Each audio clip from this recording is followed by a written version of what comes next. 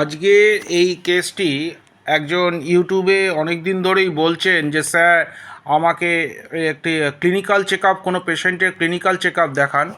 তাই এই 16 বছরের একটি ছেলে তার ক্লিনিক্যাল চেক আপ দেখাচ্ছি। প্রথম তার ওয়েটটা মাপতে হবে।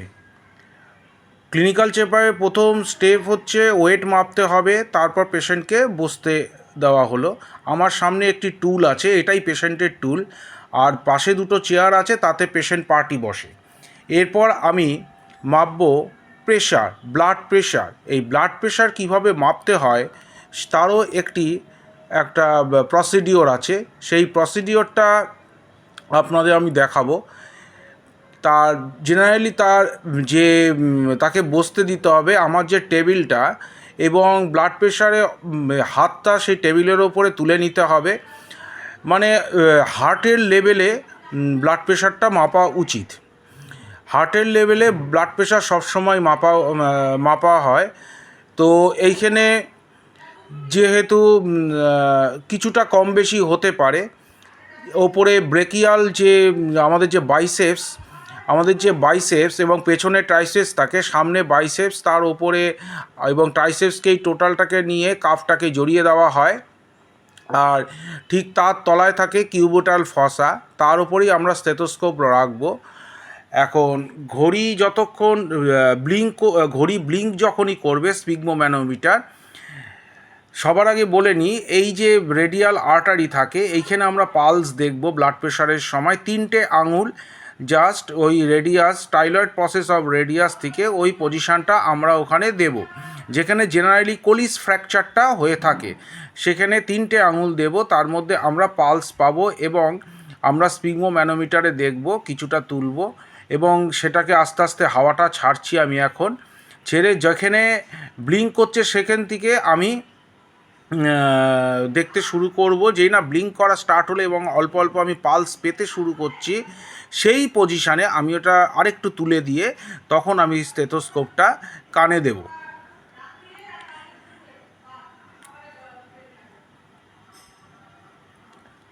স্টেথোস্কোপটা আমি কিউবিটাল ফসার ওপরে আমি দিয়ে দিলাম। এরপর আবার ওইখানে একটুখানি তুলে আস্তে আস্তে ছাড়বো।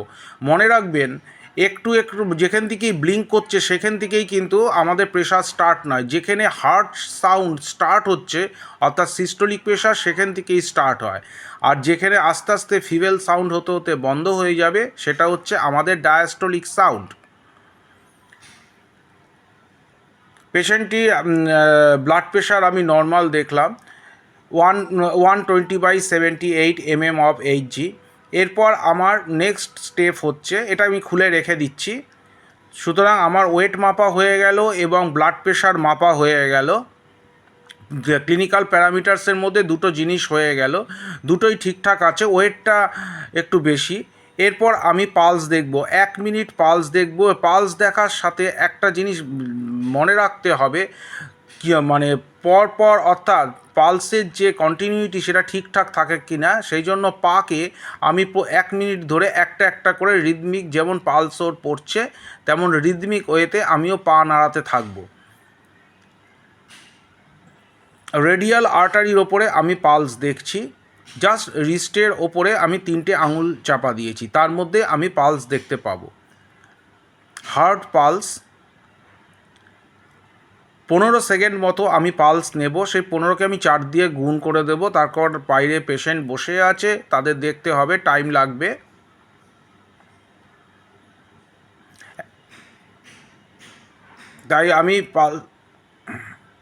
তাই আমি পালসটাকে আমি দেখে যা করবে। এবার আমি চেস্ট পরীক্ষা করব।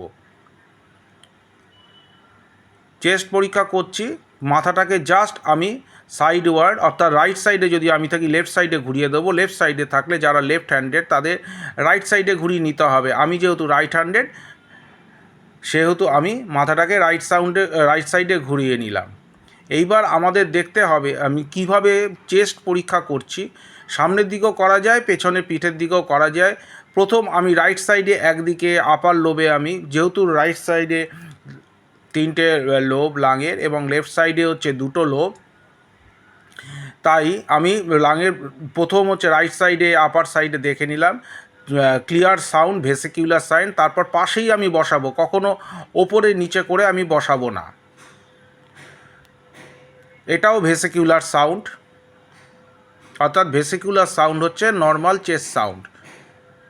তারপর আমি সেকেন্ড লোবে চলে গেলাম, রাইট সাইডে সেকেন্ড লোব অফ রাইট লাঙে, আবার লেফট লাঙে আমি যেটা লোয়ার লোব সেটাতে চলে গেলাম।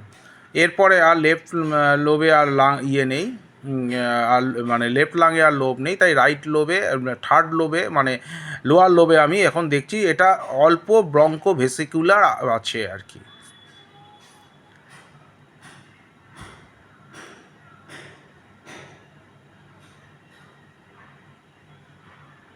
চেস্ট মোটামুটি ক্লিয়ারই।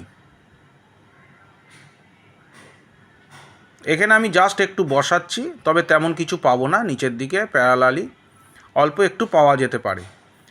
অ্যাকচুয়ালি এখানে 3টে লোব, তাই আমি ওখানে নিলাম। এবার আমি দেখব তার হার্ট সাউন্ড। জাস্ট নিপিল, যে ব্রেস্ট নিপিল রয়েছে তার ঠিক তলায় হচ্ছে হার্টের এপেক্স থাকে, সেইখানে আমি দেখলাম সুন্দর হার্ট সাউন্ড হচ্ছে। এছাড়া ফোর্থ ইন্টারকস্টাল স্পেসেও আমি দেখব, ফোর্থ ইন্টারকস্টাল স্পেসেও হার্টের সাউন্ড পাওয়া যায়। বিশেষ করে মহিলাদের যেহেতু ব্রেস্ট থাকে সেহেতু, আর ওই পাশে আমরা দেখতে পাবো না, ফোর্থ ইন্টারকস্টাল স্পেসে আমরা হার্ট সাউন্ডটা নিয়ে নেব। হার্ট এদের সাউন্ড নর্মাল, চেস্ট ক্লিয়ার। এরপর আমি নেক্সট দেখব হচ্ছে পার অ্যাবডোমেন। পার অ্যাবডোমেন দেখতে গেলে আমার প্যান্ট, পেশেন্টের প্যান্ট বা কোমরে যদি কোনো টাইট থাকে, মহিলার যদি সায়া বা শাড়ির থাকে, সেটা আমি হালকা করতে বলবো সায়, এবং ওকে প্যান্ট বা করে মাথাটা ওই দিকে দেখবো করতে বলবো, এবং কোমরটা লুজ করে দেব, কারণ পেটটা ফুলে যাবে না হলে। এবার পাটা ভাঁজ করো, পাটা ভাঁজ করতে হবে, ফোল্ড করতে হবে, কোল করলে পেটটা রিল্যাক্স হয়ে যায়।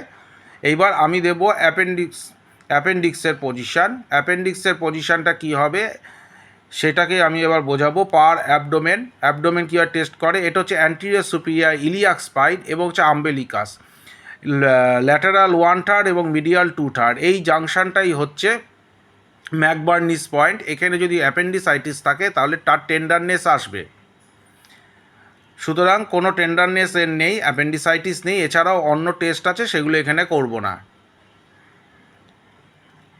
সুতরাং আমাকে দেখতে হবে নেক্সট স্টেপটা কি আছে। তাই এরপর আমি লিভার রিজিয়ন, কখনো লিভারের পজিশানটা দেখব না, ঠিক ইলিয়াক রিজিয়ন থেকে আস্তে আস্তে আমি ওপরের দিকে উঠব, হাত দিয়ে ওপরের দিকে উঠে সেটা আমি প্যালপেট করব। এই যেমন হাত দিয়ে ওপরের দিকে আস্তে আস্তে উঠছি, তাহলে লিভার এনলার্জ রয়েছে কিনা, কত ফিঙ্গার রয়েছে লিভার এনলার্জমেন্ট, সেটা আমি সহজে বুঝতে পারবো। এখানে লিভার কোনো এনলার্জমেন্ট নেই, অর্থাৎ পার অ্যাবডোমেনে এই পজিশান পর্যন্ত এই দুটো পয়েন্ট ওকে, একদম ঠিকঠাক আছে। গলব্লাডার দেখার এর প্রয়োজন নেই, কারণ অন্য কোনো সাইন সিমটম দেয়নি। এইবার আমি এপিগ্যাস্ট্রিক রিজিয়ন দেখব। এপিগ্যাস্ট্রিক রিজিয়নের লেফট দুভাগে ভাগ করব। লেফট সাইডটা হচ্ছে গ্যাস্ট্রিক রিজিয়ন, মানে gastric ulcer, gastric carcinoma, gastric erosion, তাহলেও এটা পেন আসবে। আর রাইট সাইডটা হচ্ছে duodenum, first part second part duodenum, right সাইডে এপিগ্যাস্ট্রিক রিজিয়নের রাইট সাইডে আমি ওটা দেখব।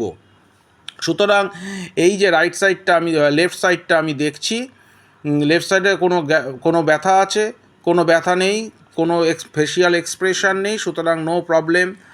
এবার হচ্ছে আমি রাইট সাইডে প্রেস করছি এপিগ্যাস্ট্রিক রিজিয়নে, সেখানে যদি ডিওডিনাল কোনো সমস্যা থাকে তাহলে সেটা বলবে। কোনো পেন আছে, কোনো পেন নেই পেশেন্টের, কোনো পেন আছে, কোনো পেন নেই, দেখুন না করছে। এরপর আমি দেখব স্প্লিনিক রিজিয়ান, প্যানক্রিয়াটিক রিজিয়ান, অর্থাৎ লেফট হাইপোকন্ড্রিয়াক রিজিয়ানে আমি নিচের দিকে চলে আসছি, লাম্বার রিজিয়ানের কিছুটা ওপরে। সুতরাং আমার এইখানে আমার স্প্লিনও কিছু বেড়ে নেই। এছাড়া আমাকে একটুখানি অ্যাবডোমেনের যে আমার যে আমাদের যে সিগময়েড কোলন, ওই পাশটা একটু প্রেস করব, যদি কোনো স্টুল জমা থাকে, কোনো পেন, কোনো কিছুই নেই।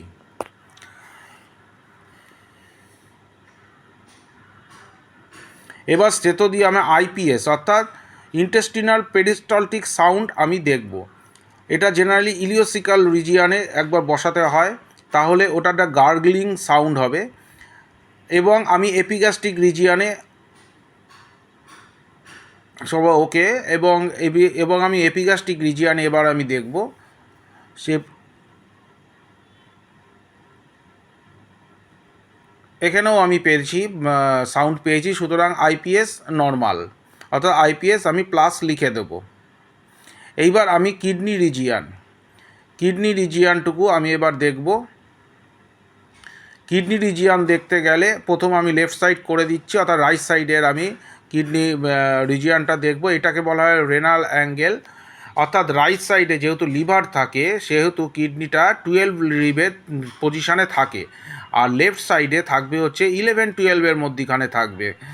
এটা লিভার তলার দিকে পুশ করে দেয় কিডনিকে, যে জন্য কিডনিটা রাইট সাইডে একটু নিচু থাকে। এবার হচ্ছে আমি এটাকে রেনাল অ্যাঙ্গেলে প্রেস করছি, এই হচ্ছে রেনাল অ্যাঙ্গেল, এবং সামনে আম্বেলিকাল রিজিয়ানে ঠিক ওপরের দিকে আমি প্রেস করব। যদি পেন থাকে তাহলে এটা অবশ্যই একটা ব্যথা বলবে, কি ব্যথা লাগছে, না কোনো ব্যথা নেই। সুতরাং কিডনি, এই পাশের কিডনি ওকে, কোনো ব্যথা নেই। এরপরে আমি ঘুরিয়ে দেবো একইভাবে এখানে আম্বেলিকাল রিজিয়ানে আমি প্রেস করব এবং রেনাল অ্যাঙ্গেলে প্রেস করব, যদি কোনো পেন আছে কি না দেখব। সুতরাং এখানে কোনো পেন নেই, পেন আছে, পেন নেই বলছে, সুতরাং কোনো পেন নেই। সুতরাং পার অ্যাবডোমেন আমার চেক আপ হয়ে গেল, ফুল ক্লিনিক্যাল চেক আপ হয়ে গেল। Per abdomen nothing, NAD nothing, abnormality detected, NAD আমি লিখে দেবো। এইবার হচ্ছে ওকে বসতে বললাম। এবার আরও কিছু ক্লিনিক্যাল চেক আপ রয়েছে, যেমন আমি অ্যানিমিয়া দেখব। ভালো করে দেখুন, সোজা করে বসিয়ে ওকে চোখটা ওপরের দিকে তুলতে পড়বো। এবার অ্যানিমিয়া আমি দেখতে পাচ্ছি, ও মোটামুটি রক্ত আছে, কোনো সমস্যা নেই এখানে। কিন্তু জন্ডিস দেখতে গেলে আমাকে বাইরে যেতে হবে, কারণ জন্ডিস সবসময় সূর্যের আলোতে দেখতে হয়, রাত্রিবেলা টিউবের আলোতে জন্ডিস দেখা হয় না। তাই ওকে আমি বাইরের দিকে নিয়ে যাচ্ছি, বাইরের দিকে নিয়ে গিয়ে ওকে আমি দেখাবো জন্ডিস। এখানে দেখুন, এখানে ওর এই যে তলার দিকে তাকাতে হবে। জন্ডিস দেখতে গেলে তলার দিকে তাকাতে হবে, তো উপরের দিকে একদম হোয়াইট, কোনো জন্ডিস নেই, সুতরাং কোনো সমস্যা নেই।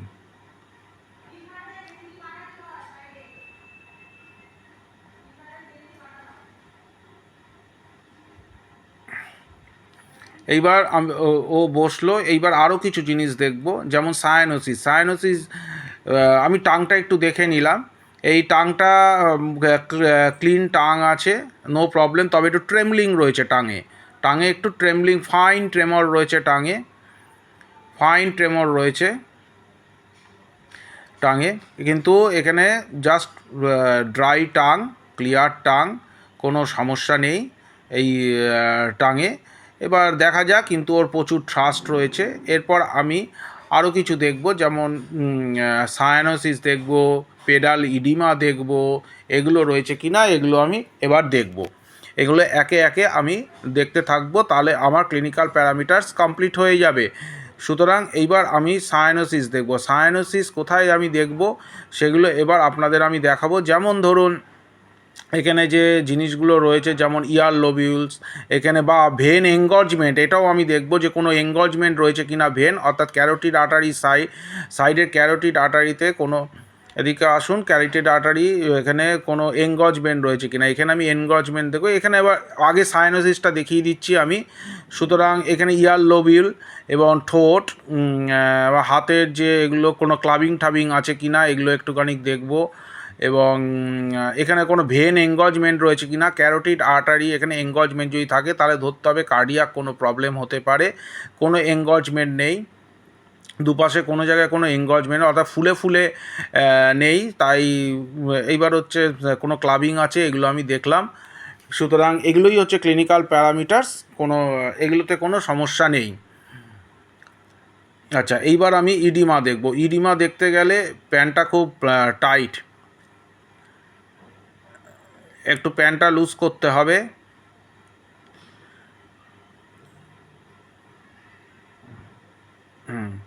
ইডিমা দেখতে গেলে যে এই যে আমার এখানে ফোলা, জাস্ট ফোলাটা দেখব কোনো পেডাল ইডিমা রয়েছে কি না, ল্যাটেরাল মেলিলিয়াস এবং মিডিয়াল মেলিওলাস এইখানে আমার প্রেস করতে হবে সরি 15 সেকেন্ডস আমাকে প্রেস করতে হবে। যদি সেটা দেবে থাকে তাহলে সেটা ধরতে হবে আমার এখানে ইডিমা রয়েছে। আমার এখানে কোনো ইডিমা নেই, সঙ্গে সঙ্গে হচ্ছে সমস্যা কিছুই নেই, এখানে তার ইডিমা কিছুই নেই। সুতরাং ইডিমাতে সাইনোসিসও নেই, ইডিমাও নেই, সুতরাং ওকে মোটামুটি ক্লিনিক্যাল প্যারামিটার্স আমার ওকে এই